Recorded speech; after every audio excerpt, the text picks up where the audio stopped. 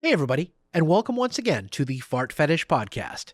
It's that podcast where we seek to find the answers to the what, where, how, and sometimes why of fart fetish, and try to help give a nuanced picture of the people that have fetishes. I'm your host, Raj. Watch for new episodes every first Friday of the month on fartfetishpodcast.com, as well as most major podcast platforms. You can also support me and the show by checking out the ad-supported erotic fart content on thefartcloset.com. And now I'd like to introduce Brice to the podcast. Brice is a 24-year-old who's been exploring his fart fetish since his early teenage years. In this episode, Brice shares his journey of self-discovery, from moments that sparked his awareness to how he incorporates his fetish into his relationships. He opens up about navigating societal taboos, building intimacy with his partner, and the challenges of managing his desires, including addictive aspects of fetish content. Let's get right into the Fart Fetish Podcast. Thanks very much for being here, Brice. I appreciate your time today. Can you talk a little bit about yourself, including this fetish and sexuality for you? Thank you, Raj, for having me here. First, I want to thank you for the work that you've put out. If you didn't put out this podcast, I would probably never have talked about my fetish, and I feel really like understand and really reassured about what I'm going through. So, thank you for what you've done. My To talk pleasure. about me, where I'm 24, and since I can remember, I had this fetish. It kind of started and was triggered when I was like 12 or 11 years old, and since then, it progressively came out in the forefront of my sexual life. When I was like 14 years old, when I was going into high school, it fully developed with my sexuality, and so it developed as almost as the how can I say that? This is the way that I discover my sexuality. That makes sense. That makes sense. And when you think about your sexuality, what aspects, themes, scenarios do come to mind for you? Whether video, real life, fantasy? So when it comes to my fantasy and my scenario, when it comes to fiction, I really love the domination things. Also yeah, the domination aspect, but also the public aspect. When girls went on, I don't know, when they walk on streets or in a mall, and they do it publicly without shame, I'm really triggered by it.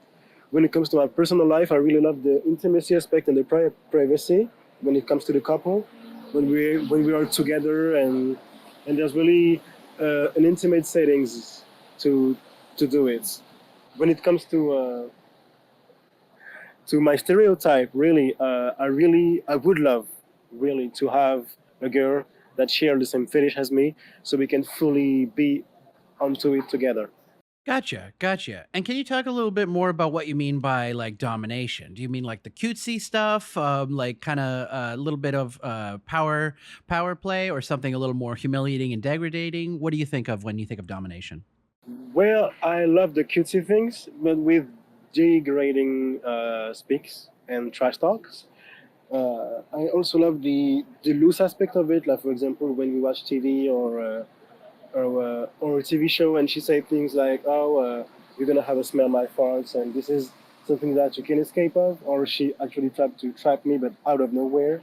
I really think that's sexy for me. For sure, that makes sense.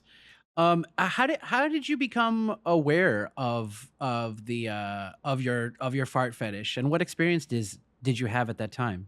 Well, I became fully aware of it when I was like a teenager, like around 12 years old, because I was watching YouTube videos and I started to watch like fart jokes just as advertisements, and it really like triggered my attention when women did it, or when they were taken as jokes or even seriously sometimes. And I really have like these thoughts about how they did porn about it exists, and can I be aroused by it? And since then, one day I started to watch really fully oriented porn videos, and it really aroused me, and I had this sensation that it would really have my interest.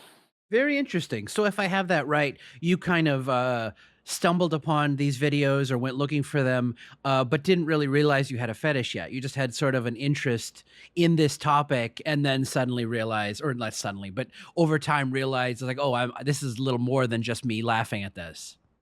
Yeah, exactly. Yeah. Okay, okay, that makes a lot of Every sense. every time I was laughing at this, really, I had this sensation that I still sometimes has when it be a long time without watching it. It's like this heat sensation in my stomach, and it was like more than just laugh. It was also arousing.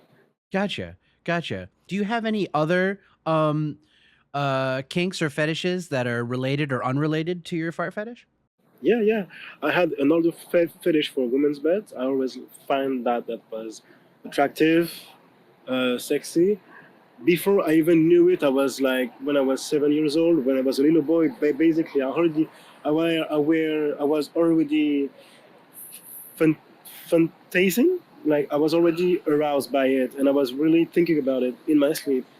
And I didn't know what it was really, or what it meant to actually be aroused by it when I was a little boy. But this is actually the first base for my fetish. And then because of the fall fetish, I was interested also in burp videos and also burp job and those kind of vids. And then I became, or I was aroused, or I'm aroused today by face sitting and every butt related things. Gotcha. That makes sense. That makes a lot of sense. And you mentioned offline that a part of your maybe not origin, but part of your discovery was farting yourself and the Yeah. enjoyment, maybe not arousal. But can you talk a bit more about that? And do you still enjoy that aspect as well? Your self farting, that is. Yeah, when it comes to my own faults, i'm not I'm not like aroused by it, or not really. It's just a trigger for me to actually watch videos, like because I smell my own, I feel the vibration of my own. It's like then I'm thinking about what to watch videos, or it really trigger my sexual desire. And yeah, since a little boy also, I was always like really, really, when it comes to farts, and it's really something that I like to do without getting aroused by it. Got it. Got it. That makes a lot of sense. You mentioned smell in your discussion just there, but you talked offline about how smell is your least favorite of the senses on farts. What would you say is though tolerable? I do want to put that it is tolerable, yet your least favorite. What is your favorite aspect of farts then? Yeah, my favorite aspect might be the vibration of it, and the and and the durability. I sorry, I don't have my words. I don't know how the longer the I Oh, mean sure, like the duration. Yeah, duration. Thank you. Yeah, this is the duration and the vibration. I really love a big, deep, bassy faults on my lap, or on the surface. It really shows like the quantity, and also the loudness. Mostly in privacy. If I know that a girl can fart with me in privacy, really loud, really bassy, and it's really like arousing to me, and the smell is like can be sometimes, depends on what she hates, on the circumstances, but sometimes the smelling can be the cherry on top. But it's not the thing that I prefer, but I'm not gonna shy away from it.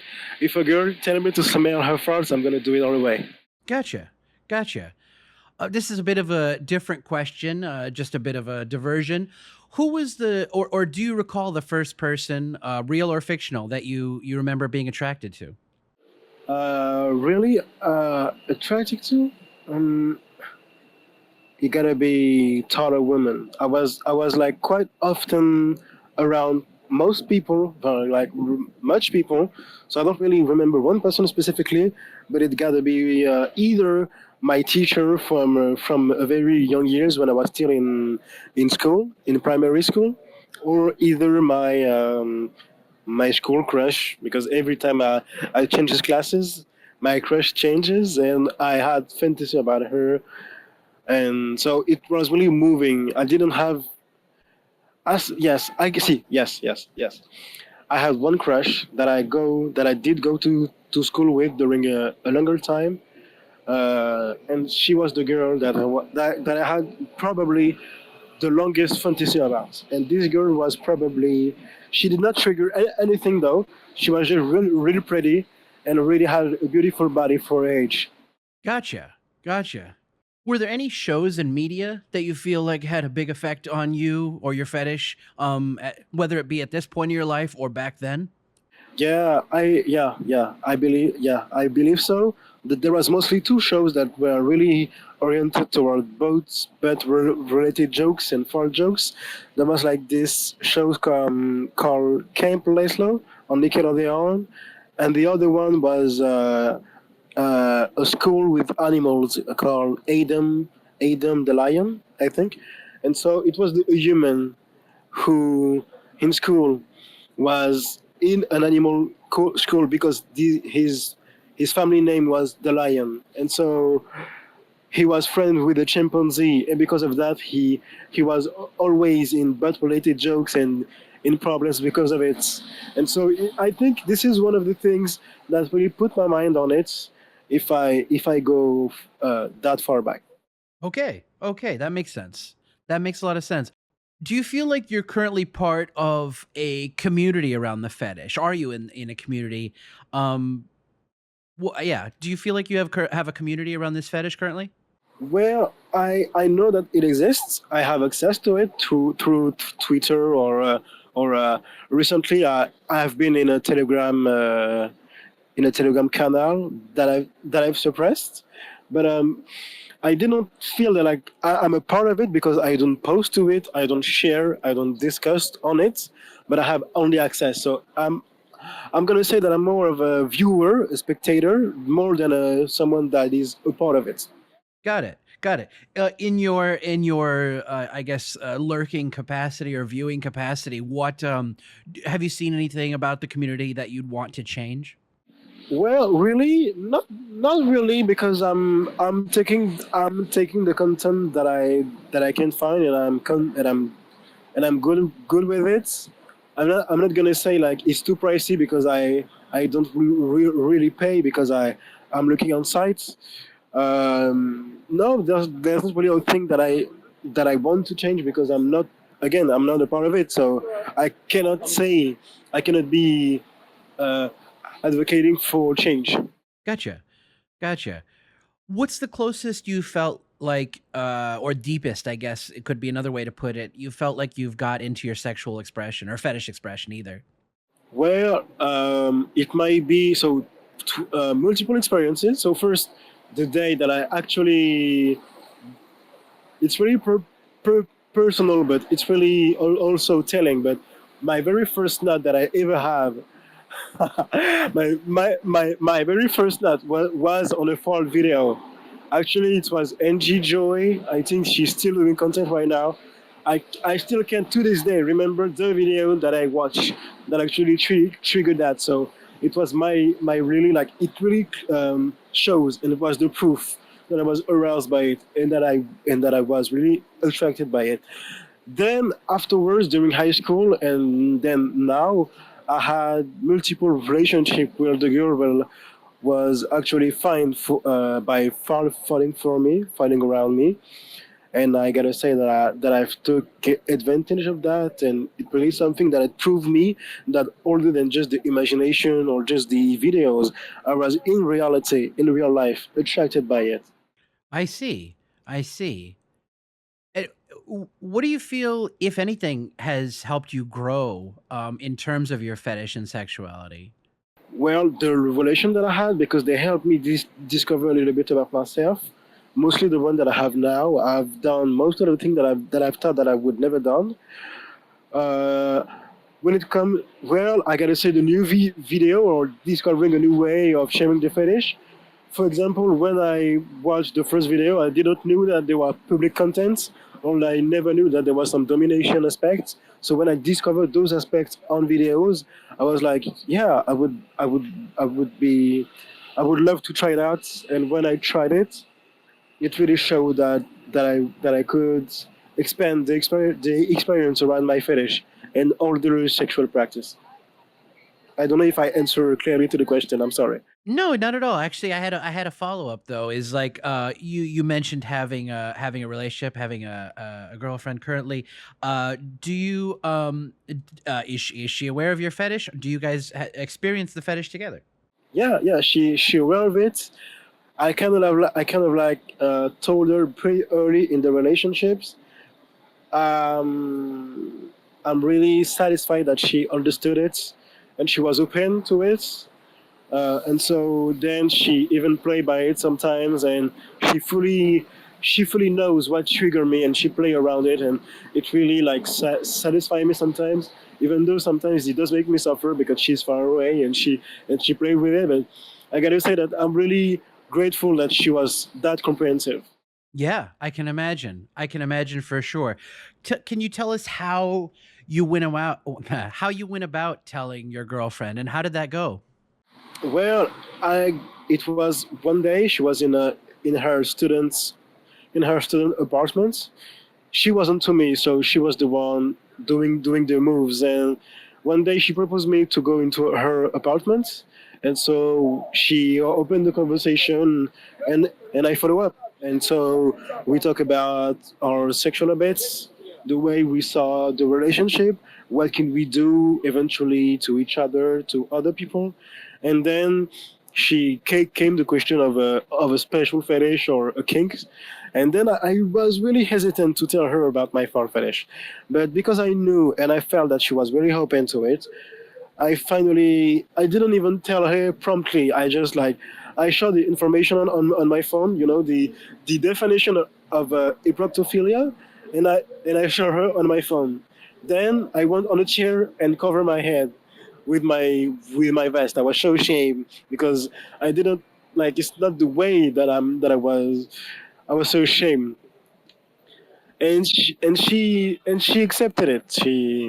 She said that she would do it. She said that she would find it pretty funny, pretty relieving. And then now to this day, she actually really open by it, and she knows me very well. That's great. That's great. Congratulations on that. Thank you, thank you. You mentioned I'm trying to think of the exact word. Oh, what you could do with other people. I just want to clarify. Are you guys in a polyamorous relationship, or is that like a threesome situation, or what do you mean by do with other people? Well, it was just supposedly, but no, we are in a couple situation, like close couple, like Sure. I don't know. Well, yeah. Okay, yeah. No, just curious. All right. Um You'd mentioned, I don't think you used it in this interview as of yet, but you were, uh, I don't want to say the word eager, but freely using the word addicted when you're talking Yeah, about your yeah, attraction to farts, female gas in general, as your yeah. fetish has broadened to like burping and things like that. Tell me more about your feelings and thoughts around the word addicted, or what that means to you. Well, I think that I'm addicted to it because I think that I'm addicted because I consumed it since I'm in high school really frequently. I gotta say though, I'm 24. I'm 24, and since my high school year, so almost 10 years now, it's getting close.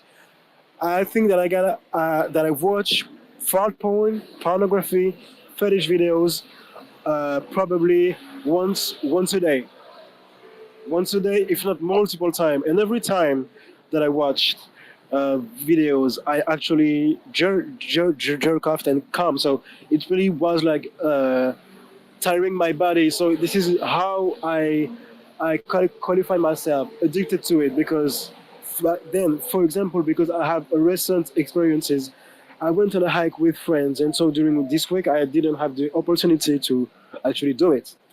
I thought that it would be a good experience to me to get away from it and to actually think about something else. Next thing you know, the next week, the next Monday, uh, this week, I actually I jerk off multiple times on the same day, and I couldn't stop. I was just like on this obsessional thoughts of doing it, of watching more videos, of watching videos that I've missed probably, of watching Twitter vids, Twitter accounts. And when I realized that even with that weeks of abstinence in a way, I was like still thinking about it, and I went even further in it, even a few days after. Like it doesn't reassure me in the way that I'm right now. Really, it's like I feel like I I can't escape from it. Really, I'm seeing a psychologist. I've explained it about it, not really frankly, but he knows that I'm watch pornography, probably not which type, but this is things that I'm trying to figure out the intensity of it. Gotcha. Okay. Okay. I have. Do you?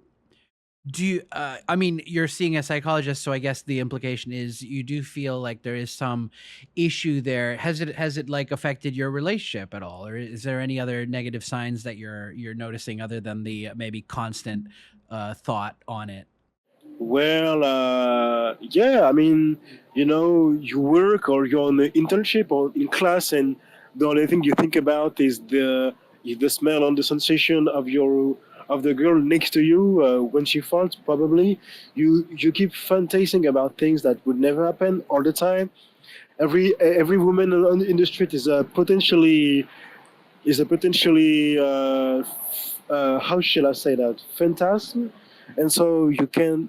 It's like you can get away. I can get away my mind from it, and from the aspect of always imagination to imagine what it would be to actually, I don't know, found it on by this girl, this one, by this white girl, by this black girl, by this other girl, etc., etc. It's really something that is like taking over my mind really a lot. And yeah, I took a rendezvous with my psychologist. At first, it wasn't for the fetish specifically. It was for other type of problems and also internal ways of finding myself and understanding myself. But then, obviously, it has to come to it.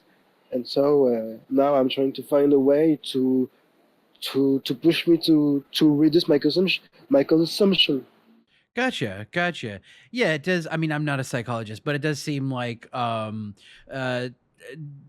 the issue is just a lack of compartmentalization. Maybe like there's such as there's a time and place for everything. In more simpler terms. So I guess I don't know if that's the quote unquote solution. Getting your mind around that, but that's the way it sounds like from the outside to me. Is like there's certain times for this and there's certain times for that. But yeah, I wish you the best of luck in continuing to fight that addiction while maintaining yourself. Because that's important too. Thank you. I appreciate it. Yeah, no worries. What role, if any, do you feel porn has played on your sexual and or fetish development? Well, I think that he has really opened, the Pandora box in a sense that it really showed me, proved me that I could access to it in an easy way, at the easiest way possible. And so now it really feels like this is actually a combat to not do it again. To actually, it's like the porn has really. I'm gonna say it like that. I think it has messing me up. Really, it's like it's part of my habits right now, and so every time that I come home, or there's really moments that are that are that are really like taking me to it. I don't know, at nights or after I eat. It's like an automatism, right? I'm sorry, a what? It's like automatic. I see. I see. You also, I think you used a word at the beginning, panoramic. Pandora's box. Like it really opened all the possibility so much that I can contain it, that I can control it, so much that I can't, as you say, compartment do this compartment thinking where everything Sure. has its place. So much that now um, I I can't even fully be on things that I like genuinely because of those things that really tire me up. Absolutely. Absolutely. I can understand that. I can definitely empathize with that for sure. Would you, I mean, you've talked about your girlfriend being aware. Would you say that you're pretty public or private about this fetish? Do you tell people if sexuality comes into the conversation? Well, I'm gonna tell really close people, so my girlfriend eventually. I have told my very close friend, but I really don't share about it. This is one of my regrets, is that I don't have someone, or even I had one time. I'm think I'm gonna share this story later on. But I had uh, one person, but I lost contact with her, and I don't really. It's only in the privacy, because it plays so much part of my sexuality that I can't go without telling it to my partner. Other than that, I don't talk about it to my family or to my friends in general. Makes sense. That makes sense for sure.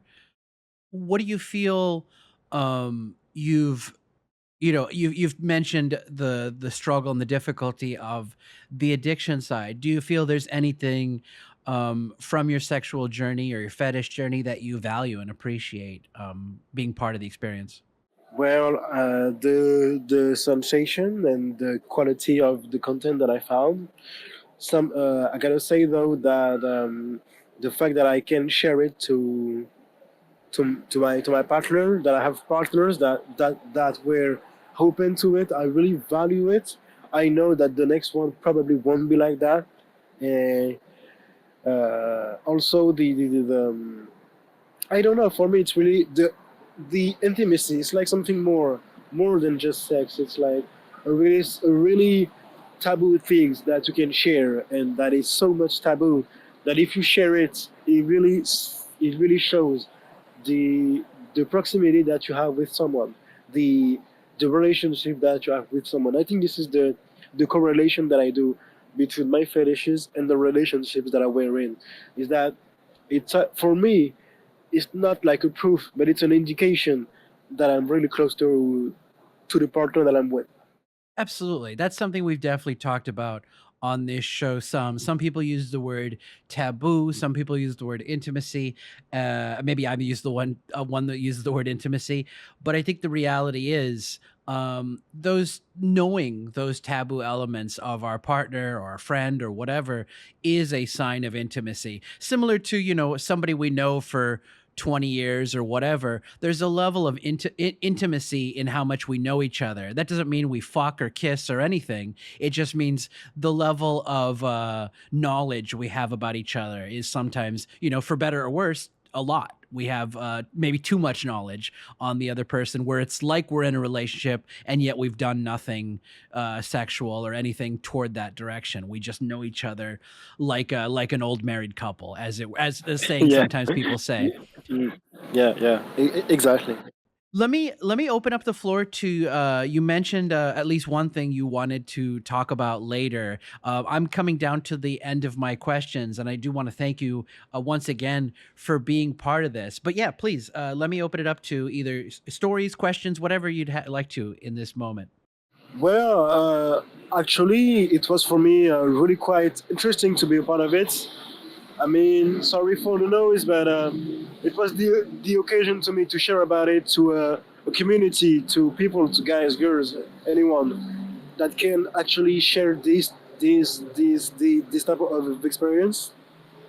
I mean, for me, I really think that now the fetish took a turn, because I accepted it, I integrated it in my evolution. Uh, that was not the case before.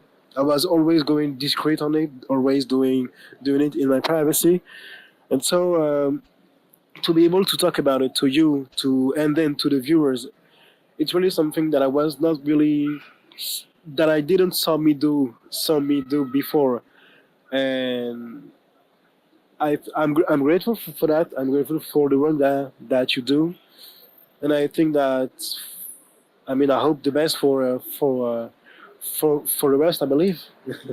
Nice, nice. That's really great. That's really awesome. And I really appreciate that as well, both about the show and in more general as well. Do you have an opinion on whether it be fetish or sexuality that you used to hold but you don't anymore? And if so, what made you change your mind?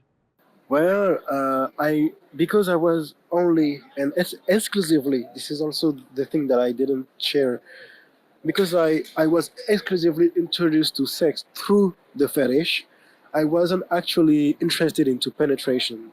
I when I watched thumbnails or videos of penetration, I thought that it was pretty violent. To talk about a little bit of my background, I was raised in a Christian family, so of course there was some sort of sexual restrictions. And so when I was thinking about sex in the general manners, I thought that it was like really overrated and also very violent in a way, like this thing going in and out of a like is I was almost feeling disgust to it. So now that I had a girlfriend, that I had the occasion to experience it, my mind changes, and so my interest into the female body change, and I hope that it will help me to mature and to help me little bit by little bit to actually transfer this interest to beds, to farts, into the, let's quote, normal thing. That's really awesome. That's really awesome. I love that. I like that a lot. My last question for you before we close out is, what are your thoughts on the future of this fetish, whether it just be for yourself or for the community at large? Well, for myself first, I hope that I can, as we mentioned in the interview, like control myself, compartment it, like know when is the best time, the best place to be able to focus and to build this force of character. Then when it comes to the community, I think that it's gonna be quite known, the work that you do and also the work that everybody does. The podcast of some false models also helped the fetish to be recognized. I think that there was on Twitter there was something that was shared, that like I think the false fetish is one of the most common on some sites on the in Australia, or I don't know specifically where, but I think that the fall fetish is gonna become really mainstream, and I don't know because there was some restriction now on social media and platforms. So I think it's gonna become more and more common, but yet more and more controlled. I don't know. I mean, that does seem to be the way things go. Once they become more common, they do become more controlled, for better or worse in some cases. I do think it's kind of funny though, if the world, I mean, farting, feet, I get it's a little bit of what do you call it, a beginner fetish. Not in like it's easy, but just like it just feels that way in terms of body intimacy. Let's put it that way. And here's the thing: I think it would be very funny if the next super public fetish is farting and it just jumps so many different levels. Like I know a lot of people will be like, "Oh no, the taboo! Yeah, I want the yeah, taboo." But I think it's funny with all the statistics coming out of like clips for sale and what have you. It's very interesting how yeah. weirdly You're prominent you're right, this fetish is. and I think that it's gonna cause two things. People with the fetish that was hiding themselves are gonna come out. Cool, but then we're gonna saw a lot of phony people that are gonna use that new specific thing, that new thing to make money. It's already the case though. But the thing that I like or that I appreciate is that there is some serious models going on platforms, and because sexual life is being liberated, we have the occasion to talk about more among the fetishes. And so I think I do believe that here, because I'm in France right now. I don't think that this is a thing that's gonna happen right now, but when it's gonna come out, uh, I think it's gonna make a lot of noise. Yeah, I do believe so. I love that. Yeah, that seems very plausible. That feels very plausible, Brice. And I really appreciate, like I said, you coming out and taking this time to talk with me. It's been enjoyable on my end as well. I'm glad you had a enjoyable experience coming and reaching out to the community. And hopefully we'll come and talk to you again soon, Brice. Thank you. You too.